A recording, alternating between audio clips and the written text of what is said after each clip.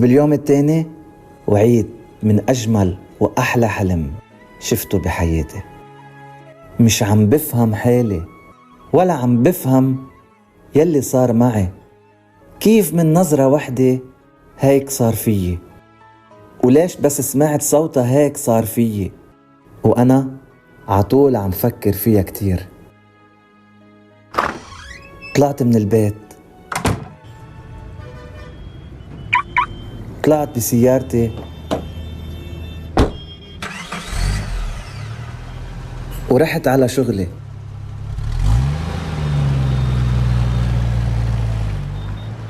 وصورتها ما راحت من بالي. فجأة أنا وبالشغل وعم بشتغل طبيعي بدق تليفوني.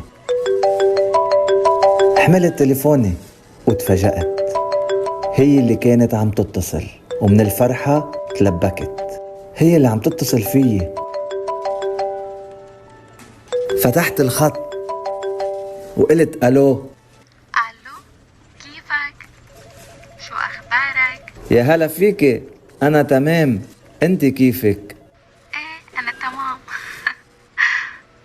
بس حبيت سلم عليك. أنا تمام، وقت اللي بدك سلمي علي، ويا ريت دايما بتسلمي. ضحكت ضحكة ناعمة وسحرتني بهالضحكة يلي ما راحت من بالي. ليكي اليوم المسا شو عندك؟ على فكرة كنت أسألك نفس السؤال. القلب على القلب. طب أوكي، شو رأيك؟ جيب أحمد اليوم ونطلع نسهر سوا. أنا هون بصراحة بس قلت لي جيب معك رفيقك، ضايقت وانزعجت لأن كنت حابب أقعد أنا وياها لوحدنا، وقلت لها تكرمي مثل ما بدك.